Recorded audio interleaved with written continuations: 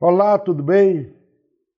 É uma alegria a gente estar encerrando o ano com a presença aqui no Nocaute de uma pessoa fascinante e um dos brasileiros hoje mais admirados no mundo inteiro, que é o mineiro Sebastião Salgado, o maior fotógrafo dos nossos tempos, sem nenhum elogio por sermos ambos mineiros.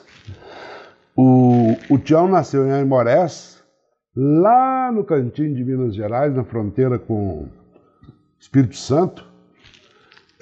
É casado com a Lelinha, arquiteta, Lélia Vanik. É pai do Juca, Juliano, e do Digo, Rodrigo, querido amigo. O Juca, para quem não lembra, Juliano, na verdade, Juca é apelido de mineiro, caipira. O Juliano é o diretor, co-diretor, junto com o Wim Wenders, do Sal da Terra, um documentário sobre o trabalho do Tião, que foi indicado 2 anos atrás para o Oscar, disputou, chegou ali nas linhas finais do Oscar de melhor documentário. E o Juca também é pai do Flávio. Você já tem um netão que é um adulto quase, né? A última vez que eu vi o Flávio. Tá aí, chegou da Califórnia. Tá. Já no 3º ano da universidade, no Silicon Valley, e com 21 anos. Tá com 21 anos? 21 anos. Olha, só era um moleque. Lembra que eu dei um cavalo para ele? O cavalo atravessou o estado de São Paulo na carroceria do caminhão. Foi parar lá em Minas. E o Juliano tá para ser pai a qualquer momento. Essa é uma das razões porque o Tião, a Lelinha e o Digo estão aqui no Brasil, quer esperar nascer a netinha. Já tem nome? Não tem. Estão aí com várias possibilidades. Acrescenta mais uma. Aurora. Nome bonito. Engraçado, tinha uma senhora na minha cidade que chamava Aurora, mas nunca se levantava antes do meio-dia. Será que é não? Esse nome foi colocado errado. A Lélia é uma coisa que eu deixei de falar. A Lélia não é só a mulher do Tião. A Lélia é parceira do Tião profissionalmente, porque os projetos, depois que o Tião faz as fotos, os projetos que vocês chamam lá de maquetes, né? São concepção da Lelinha. Mas mesmo antes, olha, a concepção dos projetos, nós fazemos toda a concepção junta. Esses projetos que eu realizo normalmente são projetos de longo prazo. Eu faço viagens muito longas durante vários anos e a gente conceptualiza esses projetos. Na realidade, a Lélia é o meu sócio, ou eu sou sócio dela em tudo na vida. Dos nossos filhos, a nossa casa, o nosso trabalho, aos nossos projetos, a nossa ética, a nossa estética.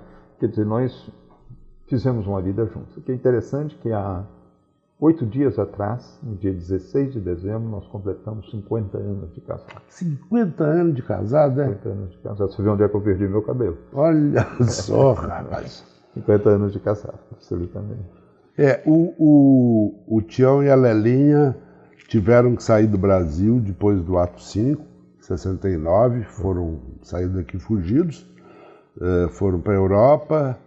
Ele trabalhou por um período, porque como o Tião de formação é economista, ele foi trabalhar na Organização Internacional do Café e por uma curiosidade foi substituir, tinha sido aberta uma vaga por um outro exilado, tinha deixado o lugar, que era o Felipe Rastul. Que me substituiu na organização. Exatamente. Mas olha, eu não fui imediatamente para a organização. Eu fui para Paris e preparei na Escola Nacional de Estatística e Administração Econômica, a escola do Ministério das Finanças francês, que é o ENSAE. Eu fiz toda a preparação para um doutorado em economia, passei 2 anos de estudos teóricos na França, antes de eu ir para Londres assumi esse trabalho. Eu trabalhei na organização de 71 a 73 e quando eu abandonei para ser fotógrafo, um jovem economista me substituiu, que foi o Felipe. Felipe Rastul, que depois, para quem não sabe, os mais jovens, chegou a ser presidente da Petrobras no governo Fernando Henrique Cardoso.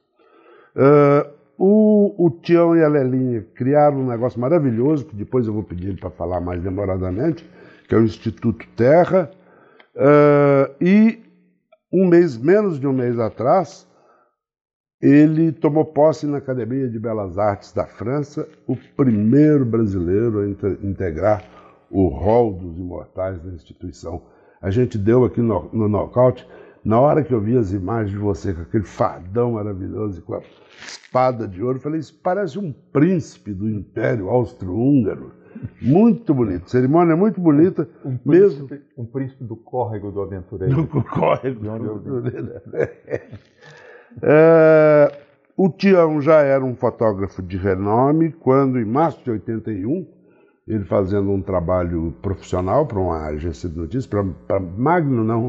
Era para Magno. Magno. Eu estava na Magno. Ele estava cobrindo os primeiros 100 dias de governo do presidente Ronald Reagan. E aí, na hora que o Reagan está entrando num hotel do Hilton, de Washington, vem um sujeito, um maluco, né? Um sujeito desequilibrado, e faz um atentado, dá um tiro na barriga do... Ele dá 7 tiros, deu 7 tiros. Acerta no carro, que era um carro blindado, e recostei e entra na caixa torácica do presidente Reagan, quase matou, porque ele ficou na caixa quase do coração. Outra bala atingiu a cabeça do segurança? Não, do assistente de imprensa do Reagan, e uma terceira bala atingiu um segurança. Das 7 balas, ele acertou 3. E o Tião fotografou, e aí ele já era evidentemente um grande fotógrafo, virou um fotógrafo conhecido no mundo inteiro por isso. O Tião está aqui por tudo isso. Para ficar falando dessas coisas dele, eu tinha que dispensar ele, deixar ele fazer as coisas, eu ficava aqui falando sozinho. Então, eu vou pedir ele para falar de um trabalho muito bonito, que foi publicado no Brasil 10 dias atrás, que é um grande ensaio que ele publicou na Folha com um texto do Leão Serva, um texto muito bonito do Leão Serva, sobre uma comunidade indígena, os Curubos, no extremo oeste do Brasil, lá já perto do Peru, né? Depois do Acre. Colômbia, no Vale do Javari. Colômbia. Vocês fizeram mais do que uma reportagem, do que uma aventura. Eu estava lendo o texto do Leão, é uma expedição que você faz quando tem que se meter num ensaio como esse, né? Você conta um pouquinho para a gente. Olha, eu estou fazendo um trabalho maior com as comunidades indígenas já há bastante tempo. Eu tive que trabalhar muito com as comunidades indígenas na Amazônia, no projeto de Gênesis. E quando eu terminei o Gênesis, eu continuei trabalhando na Amazônia, porque eu vi a importância dessas comunidades indígenas para nós brasileiros. Na realidade, quando os portugueses chegaram aqui em 1500, só chegaram homens. As primeiras mulheres portuguesas chegaram 55 anos depois e foram só 5 mulheres. E chegaram centenas de milhares de homens portugueses, ocuparam essa costa, e tiveram portugueses que chegaram a ter 80 mulheres. E os indígenas, essa relação sexual para eles não é um tabu, como é para a nossa sociedade cristã. E eles eram loucos para ter um português na família, um cunhado, né? Houve um grande movimento no Brasil chamado cunhadismo, e que queria uma nova tecnologia que o português trazia. Então, garantia a tecnologia da tribo a presença de um português. Então, a nossa base da cultura brasileira, da sociedade brasileira, foi formada com homens portugueses e mulheres indígenas. Então, nós todos, sem exceção, temos uma parte de sangue indígena na nossa componente racial. E quando você pergunta a um brasileiro qual é a sua origem, eu acho que eu sou meio italiano, português, alemão, não importa, mas ninguém fala de origem indígena. Nós somos todos de origem indígena. E essas comunidades indígenas, principalmente as da Amazônia, são comunidades muito importantes. O Brasil é um dos poucos países do mundo que respeitou suas comunidades indígenas. O Brasil tem umas instituições que só o Brasil tem. São as coisas fenomenais. E uma delas é exatamente uma chamada FUNAI, a Fundação Nacional do Índio. A FUNAI, criada por um grande militar, né, o Marechal Rondon, ela conseguiu, junto aos indianistas, aos sociólogos, uma quantidade incrível de incríveis sociólogos no Brasil, de antropólogos, fazer com que nós sejamos o único país do mundo que possui 13% do seu território indígena. E olha, o que é espetacular nesses territórios indígenas é que ainda existem no Brasil em torno de uma centena de grupos indígenas que ainda não foram contactados. Nós vivemos ainda com a nossa pré-história. Você sabe que eu me surpreendi... A pré-história da humanidade, nós convivemos com ela aqui no Brasil. Mas a minha primeira surpresa quando eu li quando vi seu ensaio na Folha de São Paulo, eu zanzei muito pela Amazônia em 70, 74, escrevi o meu primeiro livro lá, e eu nunca tinha ouvido falar de corubo. Não, o corubo é um contato muito recente. O primeiro contato com os corubos foi em 1996. O primeiro grupo contactado, pequeno grupo, é um grupo muito especial, porque é um grupo que resiste à invasão da terra. Ele resiste. Ele foi o grupo que mais matou brancos no contato, porque todo mundo que entrou no território, eles resistiram. Sei. E eles são muito poucos. O primeiro contato, eu acho que foi em torno de 24 pessoas. O segundo contato foi feito em 2014. E o terceiro contato em 2015. Ou seja, 2 anos atrás. 2 anos atrás. Olha o que é fabuloso. Eu mais o Leão tivemos a oportunidade, junto com a equipe que nós constituímos para ir lá, como você falou, nós organizamos uma expedição. Primeiro, uma representação importante da FUNAI que acompanha a gente. Nós, para chegarmos num território desse, nós temos que ter uma autorização do Ministério do Interior, da FUNAI, para a gente aproximar. E nós fomos o primeiro grupo de jornalistas, eu fotógrafo, o Leão jornalista, que tivemos autorização para contactar os corubos. E eles são muito especiais, muito interessantes, porque a grande maioria dos corubos ainda não saiu do mato. Os parentes deles, desses que já saíram, ainda estão no mato. O dia que o Leão e eu fomos embora, e para mim trabalhar lá, os corubos me pediram um presente, 2 grandes barcos. Eu mandei fazer esses barcos em Manaus, numa fábrica de barcos em alumínio. Comprei 2 bons motores para eles e 2 dias depois que nós fomos embora, eles sumiram. Eles saíram todos. E eles desceram o rio Ituí, que é onde eles estão colocados, subiram o segundo rio, lá onde estão as comunidades dos isolados restantes, e foram visitar. Sumiram e um helicóptero do Exército localizou a nossa tenda, que o dia de ir embora nós demos a nossa tenda para eles. Que na realidade a nossa tenda é uma grande lona de caminhão, né? De caminhão, que ela faz mais ou menos 70, 80 metros quadrados e que a gente instala dentro da floresta para se proteger de chuva, na realidade. Sim. Doamos para eles e o Exército localizou essa tenda lá no território. Já no território dos que ainda não estão. Não foram contactados, eles foram visitar os parentes, sabe? Visitar os primos, visitar os cunhados. Levaram a lona junto. E interessante, quando nós estávamos preparando para entrar, que eu trabalhei primeiro, do mês de agosto ao mês de setembro, com uma outra comunidade indígena, na região do Rio Purus, o Suruahá. E quando eu estava saindo do Suruahá, no mês de setembro, houve uma denúncia de um genocídio de grupos indígenas na Amazônia. E quando nós fomos para lá, estava ainda um pouco essa história de que houve ou não houve o genocídio, mataram ou não mataram os indígenas isolados. E está havendo uma coisa muito terrível no Brasil hoje, porque, olha, todos os governos do Brasil, até agora, até aqui, respeitaram as instituições brasileiras. A FUNAI é uma grande instituição brasileira, não é? Hoje, o governo atual no Brasil, ele retirou os recursos da FUNAI. O recurso da FUNAI já eram pequenininhos, muito pequeno, para você ter as comunidades indígenas brasileiras, o território indígena na Amazônia, o território homologado, reconhecido por lei, ele corresponde a 25,6% da Amazônia. E para todas as outras comunidades indígenas no Brasil, só existe 360 milhões de reais para todas essas comunidades. E o governo atual retirou mais de 50% desse orçamento. E a semana passada, dos 160 milhões que ficou para a FUNAI, foi retirado ainda 13 milhões. Meu Deus. Então, o que acontece? Por que começa a haver genocídio no território indígena? Estão indo embora, a FUNAI está indo embora. Não, não está indo embora. A FUNAI está lá, mas a FUNAI está lá sem recursos. Por que a FUNAI não vai embora? Porque os trabalhadores da FUNAI são verdadeiros militantes, verdadeiros ativistas. Heróis brasileiros são os trabalhadores da FUNAI. Porque eles estão lá ligados aos índios. A FUNAI construiu bases. E gente qualificada, né? Você falou, tem antropólogo, tem etnólogo. Tem de tudo. Tem pessoas que fizeram um concurso pensando que iam trabalhar em Brasília e terminaram uma frente indígena de isolados lá no fundo do Vale do Javari e que acabaram aprendendo, pegando gosto e por lá ficaram. E hoje estão exercendo um trabalho colossal.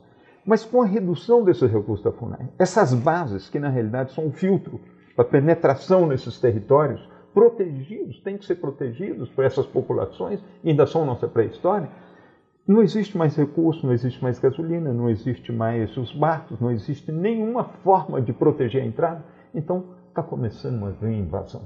E essa é um pouco a moeda... Atrás de minério? De minério, principalmente da pequena mineração, Sei. mas que exercita por dezenas de milhares de garimpeiros e que vão penetrando nesses territórios. E contaminando, né, por causa do mercúrio. Contaminam, destrói a floresta, destrói a comunidade indígena, vai destruindo tudo. É uma forma desse governo atual dar uma certa satisfação a um tipo de eleitor conservador, a um tipo de representante no Congresso brasileiro que representa as comunidades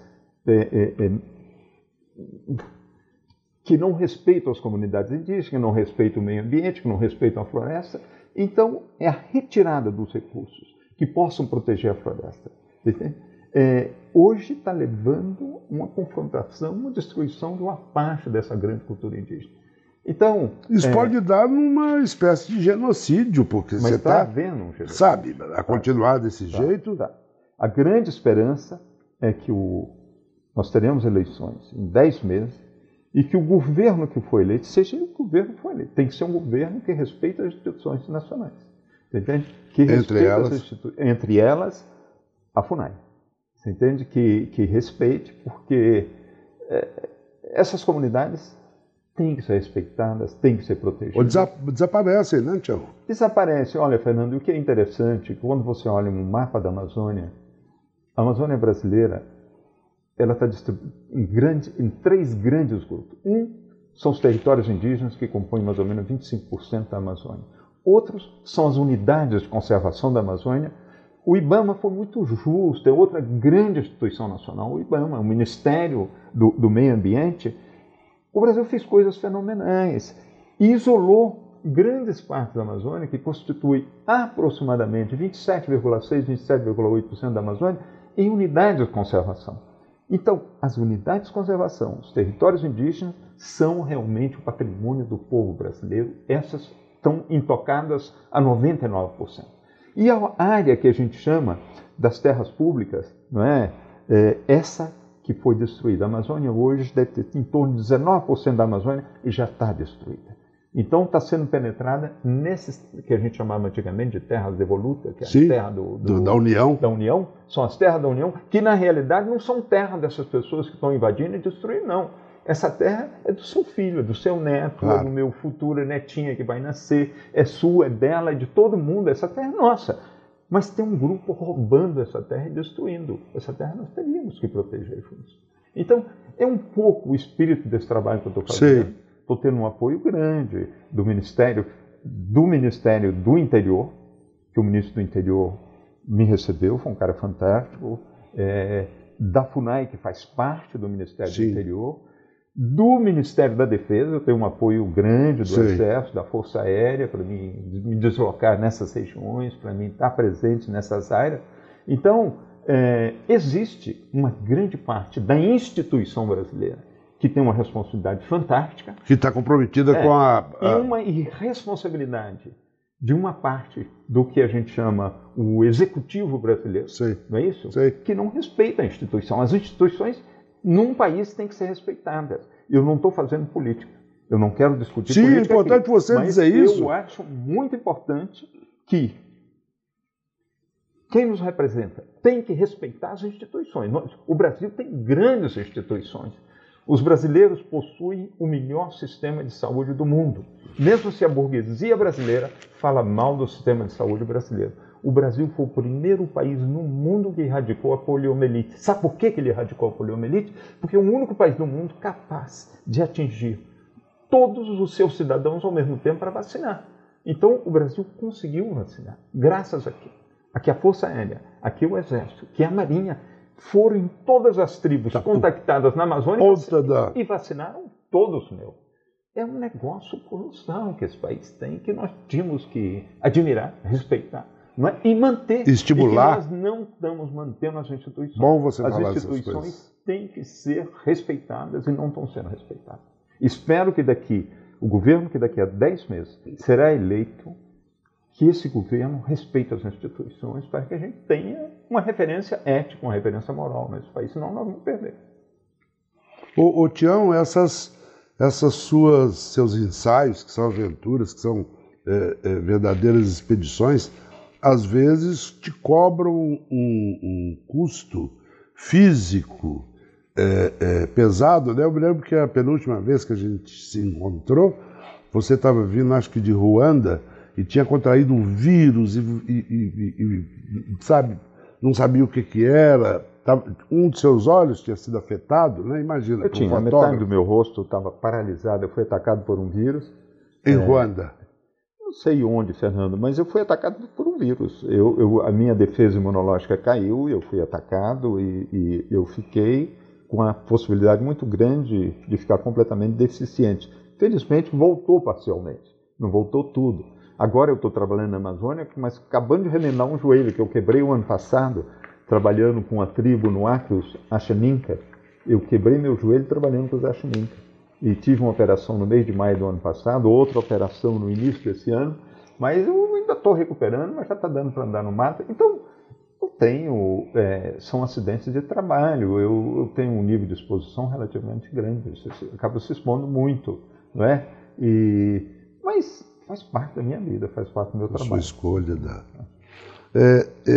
Como você tem um horário meio apertado, eu queria que você falasse, nem que fosse um pouquinho, do Instituto Terra, porque tem um negócio que eu conto para as pessoas, que eu tive a alegria de estar na primeira turma do Instituto Terra, junto com a Lelia, com o Sei, com o Chico Buarque, o Stellit e o Eriquinho Nepomuceno. E eu lembro que da sacada da prefeitura, você me mostrou, falou, aquela ali que é a Fazenda Bulcão, que a gente vai fazer o reflorestamento. Era um coco pelado, não tinha um pé de couve. Não tinha um pé de couve. Bom, eu hoje mostrei para o nosso pessoal aqui as fotos, acho que as mais recentes de lá. É um negócio inacreditável saber que lá dentro tem onça, tem macaco, tem passarinho, tem... Conta, ainda que resumidamente, o que foi essa ideia sua e da Lélia de fazer esse projeto belíssimo? Fernando, eu estava voltando de uma experiência terrível que eu tive, principalmente na África, no Ruanda, no genocídio do Ruanda, e também no genocídio na ex-Yugoslávia. Eu fiz um livro, que as fotografias foram expostas aqui no SESC Pompeia, um livro chamado Êxodos, publicado aqui no Brasil pela Companhia das Letras. E esse trabalho me machucou muito, eu fiquei doente. Eu fiquei doente psicologicamente, isso afetou profundamente o meu físico. Eu tomei a resolução de abandonar a fotografia. E foi o momento que meus pais ficaram velhinhos, e você conheceu meu pai e minha mãe, porque você fala que eu e a Lélia fundamos, mas você também fundou, nós fundamos juntos, você faz parte do nosso primeiro grupo que foi criar o Instituto Terra, e nós tomamos a resolução de voltar para o Brasil e virar agricultores. E fomos para aquela terra que foi a fazenda do meu pai, que quando eu era criança tinha mais de 50%, 60% de Mata Atlântica. Ele está falando de Aimorés. De Aimorés, no Instituto Terra, no Vale do Rio Doce. E quando nós recebemos essa terra estava tão doente como eu estava doente. Essa terra tinha perdido 99,5% da sua floresta. Tinha menos de 0,5% de cobertura de floresta. Uma erosão que você conheceu. Terra inteiramente destruída. E aí a Lélia teve uma ideia fantástica, falou, Tião, por que em vez da gente tentar uma agricultura numa terra que não tem mais nenhuma fertilidade, totalmente erudita, a gente não replanta a floresta que estava aqui antes? Você sempre falou comigo que você tinha crescido num paraíso tropical de floresta, de animais, de vida colossal, que era realmente colossal, minha vida naquela fazenda, quando eu era criança. Eu falei, vamos embora, por que não? Procuramos um grande amigo nosso, chamado Renato de Jesus, que dirigia a reserva da Vale do Rio Doce em Linhares, a reserva ecológica da Vale do Rio Doce em Linhares, hoje Vale. Linhares é a cidade vizinha de Aimorés, uns 120 quilômetros de Aimorés, mas no Espírito já Santo, no Espírito Santo. No Espírito Santo, próximo da foz do Rio Doce. E foi uma grande reserva de 22 mil hectares que a Vale comprou naquela época, que as locomotivas ainda eram a lenha, né, para ser lenha para a locomotiva e para cortar dormente, para fazer dormente para as estradas. Os trilhos. Depois eles viram que economicamente era muito mais barato comprar os dormentes e comprar a lenha do que cortar uma floresta. Eles acabaram preservando o rio. Hoje é uma das grandes reservas do Brasil. E o Renato dirigia aquilo. O Renato, um grande engenheiro de floresta, ele desenhou um projeto para a gente que para recuperar aquela terra nossa, nós tínhamos plantado 2.500.000 árvores. Falei, como é que nós vamos plantar 2 milhões? Eu sou simplesmente fotógrafo, a Lélia é uma designer, e nós não somos ricos. Nós ganhamos bem, mas não somos ricos, não tinha dinheiro para um investimento desse.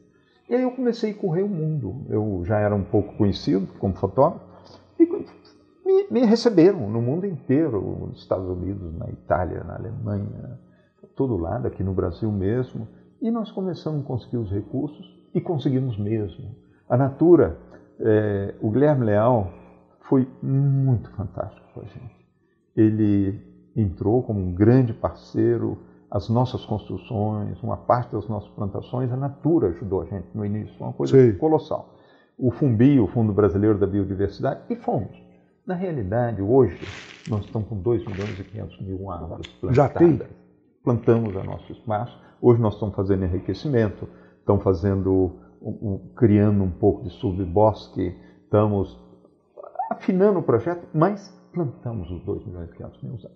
Criamos o maior viveiro de planta nativa do estado de Minas Gerais e Espírito Santo. Da nossa região nós temos o maior viveiro, nós produzimos em torno, temos uma capacidade, não é todo ano que nós produzimos, depende da demanda, mas temos uma capacidade de até 1.200.000 árvores por ano, de mais de 100 espécies diferentes. Nós temos equipes que coletam semente a 200 quilômetros em torno do projeto. Você pega um raio de 200 quilômetros e a gente coleta em torno para ficar dentro do mesmo ecossistema. Temos um banco de sementes. Criamos um banco de sementes, um laboratório de sementes. E hoje nós produzimos para toda a região plantas. Hoje, na realidade, nós estamos trabalhando já num segundo projeto. Nós estamos trabalhando na recuperação das fontes de água do Vale do Rio Doce. Sim. O Vale do Rio Doce é um vale enorme, ele é mais ou menos do tamanho de Portugal. Mas esse projeto é pós-Mariana ou é pré-Mariana? Pré-Mariana. É pré-Mariana. Ah, nós começamos esse projeto há 5, 6 anos antes de Mariana. Sei. Nós preparamos um projeto para a recuperação de todas as fontes do Rio Doce. O Rio Doce, ele é o coração do vale mais degradado do Brasil, que é o Vale do Rio Doce. Foi inteiramente destruído. O fato de ter excelentes terras. Então, era uma terra excelente, principalmente para a pecuária, que é uma terra acidentada, mas de boa qualidade, dava um capim-colonhão incrível, que você plantava ali, virava uma selva de colonhão, e foi uma grande região de pecuária. Isso levou a uma destruição brutal da parte da floresta. Segundo, que como era uma terra muito rica, você tinha uma grande representatividade da Mata Atlântica. Então, a quantidade de peroba, jacarandá, jequitibá que tinha ali, tudo foi retirado, enviado para o Rio, para São Paulo, para Belo Horizonte, para virar taco. Taco. Para virar taco. As perobas eram voltadas para fazer taco, e que hoje o taco caiu de moda, foi tudo jogado fora, destruído, né? Mas nós destruímos uma floresta imensa para dar lugar à pecuária e madeira para as grandes cidades brasileiras, principalmente na construção civil. E a realidade é que tudo foi destruído. Então nós tínhamos um projeto, o rio, que foi um rio navegável. Hoje você passa, na época seca, com água na canela, no rio, que é o maior rio, o Rio Doce é o maior rio que nasce e morre no centro-sul do Brasil. não é? Os grandes, o São Francisco é maior que o Doce, mas ele nasce e morre no Nordeste. Sim. Outros nascem aqui e vão para outras regiões, mas ele é o único rio que nasce e morre nessa região.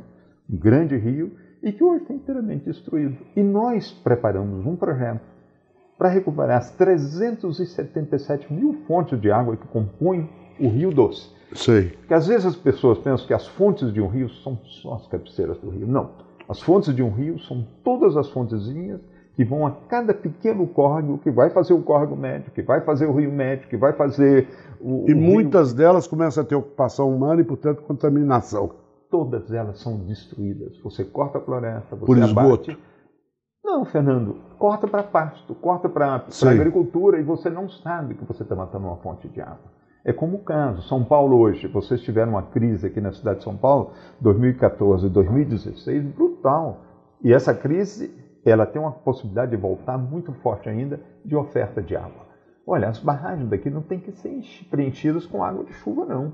É com água de fonte. Mas nós matamos as fontes aqui todas. Nós temos que replantar as fontes. É o que nós estamos fazendo no Vale do Rio Doce. Nós criamos um projeto há 6 anos atrás, não mais, há 7, 8 anos atrás, para o BNDES e tentar um financiamento para plantar todas as fontes do Rio Doce. Esse projeto foi aprovado no BNDES, depois não tinha mais recurso, depois modificou-se. Na realidade, esse projeto nunca foi executado no BNDES, mas quando aconteceu Mariana, nós tínhamos o projeto. Sim. E é o projeto hoje de recuperação de nascentes do Vale do Rio Doce. É esse que Sim. nós estamos trabalhando nele. Nós, no Instituto, já recuperamos alguns milhares de nascentes, entre 3 e 4 mil nascentes, nós já recuperamos. 3 e 4 mil nascentes do rio, é? Do rio, mas nós plantamos em cada nascente 500 árvores. Cercamos um perímetro que a gente sabe que ou é uma nascente que está morrendo, que está no fim, ou que foi uma nascente que secou. Olha, é muito fácil você pensar. A água não tem terra. As montanhas não têm terra.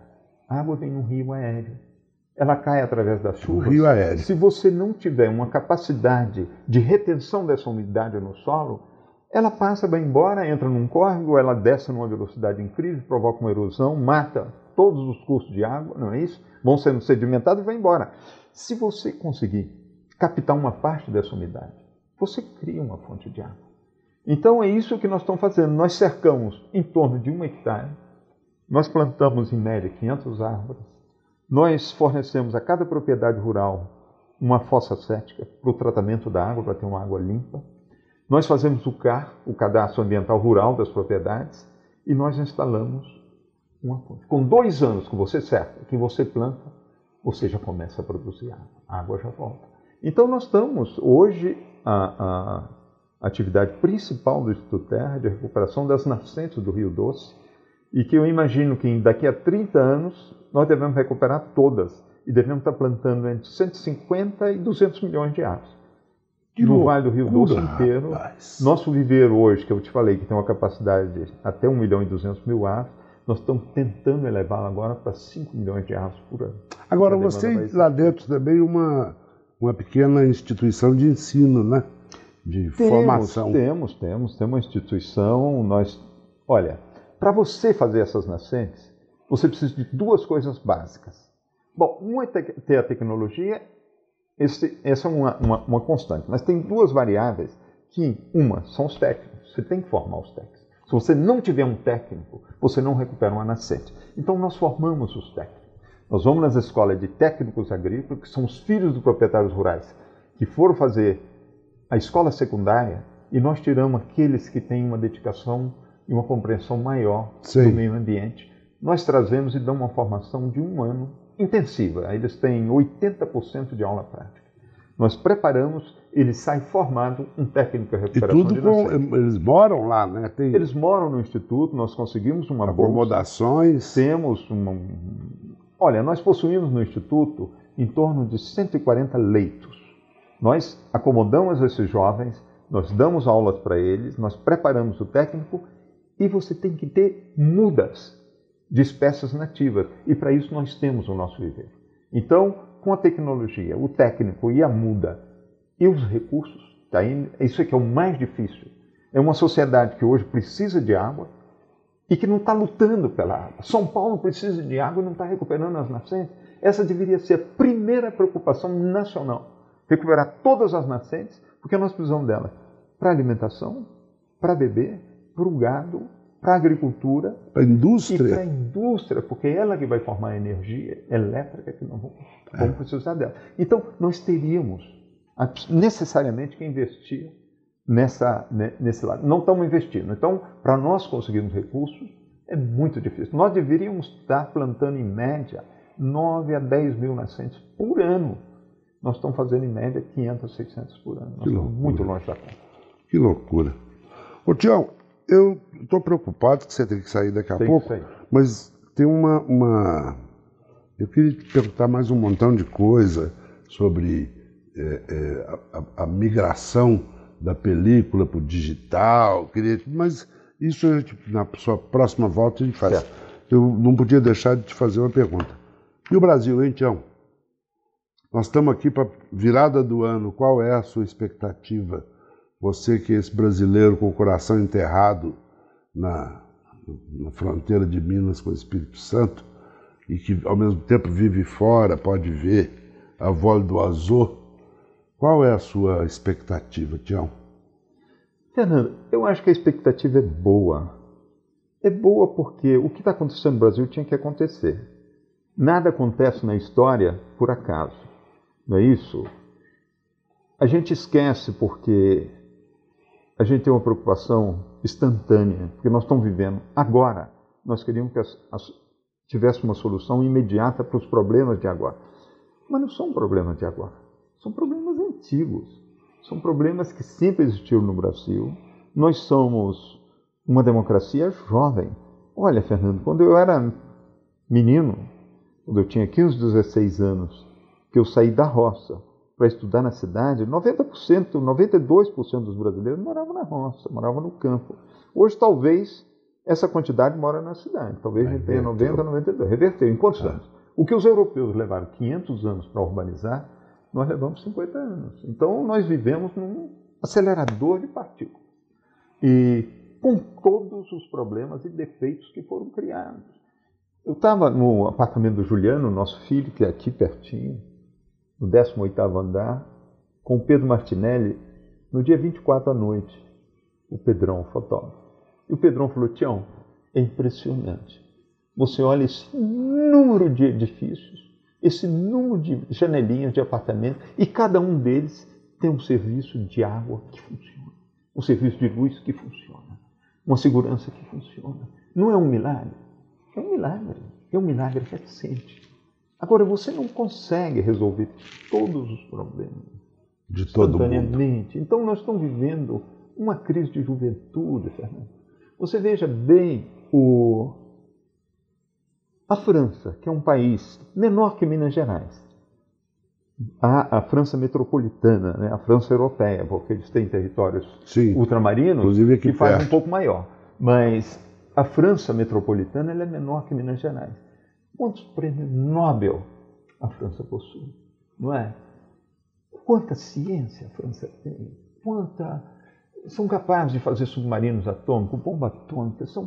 É incrível o que essa gente tem de tecnologia, tem de tudo. Eles levaram muitos anos para acumular, para chegar lá. Nós não temos nada. Nós não temos um prêmio Nobel. Nós não temos uma universidade, nenhuma das nossas, que é ligada ao nosso sistema produtivo. Outro dia me deram um título de doutor honoris causa no norte da Inglaterra. Eu vim receber. E aquela universidade é inteiramente ligada ao sistema industrial produtivo inglês. E as nossas universidades não são. Elas são universidades de faz de conta, puramente teóricas. Os heróis que se formam ali, eles têm que eles mesmos procurar se ligar com um trabalho que eles vão fazer, vão concorrer, vão chegar não sabendo absolutamente nada. Não existe coordenação entre o aprendizado e o sistema produtivo. Veja o sistema do presidente Lula, da presidenta Dilma, que eram pessoas que vieram da esquerda, teoricamente deveriam pensar completamente no social. Eles não investiram na educação justa. Nós tínhamos que criar cursos profissionalizantes no Brasil. É o que nós criamos no Instituto Terra, um curso profissionalizante de jovens filhos de proprietários rurais, que nós não queremos de forma alguma que eles tenham um diploma universitário, porque eles vão abandonar o campo e vão para a cidade no momento que eles têm um diploma universitário, mas queremos que eles tenham um diploma da roça, que eles voltem para o campo, que trabalhem no campo. Nós não temos escola profissionalizante. A grande força de um país como a França nem é a grande pesquisa, é o intermediário. Eles têm curso para eletricistas, eles têm curso para mecânico, eles têm curso para cerâmica, eles têm curso para tudo. E você sai um técnico que sabe realmente elaborar, que sabe realmente fazer. Os nossos técnicos aqui são feitos de qualquer forma. Então, nós somos um país em fabricação. E um país em fabricação, ele vive as crises que ele vive. E mais, nós viemos de um sistema ético duvidoso. Quando Portugal ocupou isso aqui, que entregou as capitanias para alguns grandes senhores e que eles partilharam, eles nunca tiveram uma ideia de que essa terra tinha que ser produtiva. Não, a terra era uma referência de riqueza. E até hoje, você pega uma pessoa como o presidente Fernando Henrique Cardoso, que foi um senhor, professor de universidade, um grande presidente, uma pessoa que tem um respeito enorme, mas ele é fazendeiro. O que tem a ver um presidente da República com um pedaço de terra, porque essa terra, na realidade, é só uma referência de poder. A terra ainda representa uma certa referência de poder, quando não deveria ser. Então, aqui nós vamos ter que refazer, e estamos refazendo. Estamos refazendo tudo. Eu tenho esperança que nós vamos chegar lá. Essas crises que a gente passa, é natural que você passe. Você entende? E eu acho que isso aí é culpa de nós todos e não é culpa de ninguém. Você entende? E nós vamos fazer um sistema que nós vamos ter que aperfeiçoar, nós vamos ter que evoluir. Eu acredito na evolução pela dialética, isso aí é a negação da negação, e negando nós construímos e vamos chegar lá. A Europa viveu essas coisas há 400 anos atrás, há 300 anos atrás, a violência que esses países tiveram, não é? Olha, é assim, então nós vamos construir, vamos fazer junto, não vamos perder a esperança, não vamos perder o entusiasmo. Aquilo que eu falei agora mesmo na entrevista, nós conseguimos grandes instituições nesses países. Nós temos o melhor serviço de relações exteriores que eu conheço. Eu trabalho com a França, eu trabalho com os Estados Unidos, eu trabalho com vários países, eu fui jornalista por grandes jornais que me contratavam, e eu trabalhei com o serviço de relações exteriores em grandes partes dos países. O nosso, de longe, é o melhor. Itamaraty é respeitado internacionalmente. Como o Brasil precisa de um grande ministro, onde é que ele vai buscar? Em Itamaraty. Não é? Nós temos a Escola Superior de Guerra, os quadros que se formam nessa Escola Superior de Guerra. Nós temos o Instituto Tecnológico da Aeronáutica, nós temos a Receita Federal, nós temos o IBAMA, nós temos a FUNAI, nós temos grandes instituições que são respeitáveis. Essas instituições nós temos que ter para se construir um país. E eu acho que nós vamos fazer esse país junto, mas tem que ter um pouco de ética, tem que ter um pouco de respeito às instituições. Para mim, as instituições são muito importantes. Nós temos que respeitar, você entende? Senão nós não temos mais país, não temos mais nada. Tá bom, Tião. Como vocês podem perceber, se não fosse o compromisso dele que já vazou, a gente podia ficar conversando aqui mais umas 10 horas, mas você volta, viu? Tá bom, foi um prazer. Muito obrigado. Obrigado. Boa sorte. Obrigado. Boa sorte, que a netinha nasça logo e nasça bem. Muito obrigado. Obrigado. Já separei um charuto cubano para ele levar para o Juliano, filho dele, para ir para a varanda e celebrar na hora que nascer a menininha. Tá precisando, viu? Porque nós tivemos 2 falsos alarmes. Pois é. Vamos o charuto dia 23, voltamos. O meu charuto talvez seja o estímulo para que ela venha. Tá bom? Obrigado. Obrigado. Obrigado.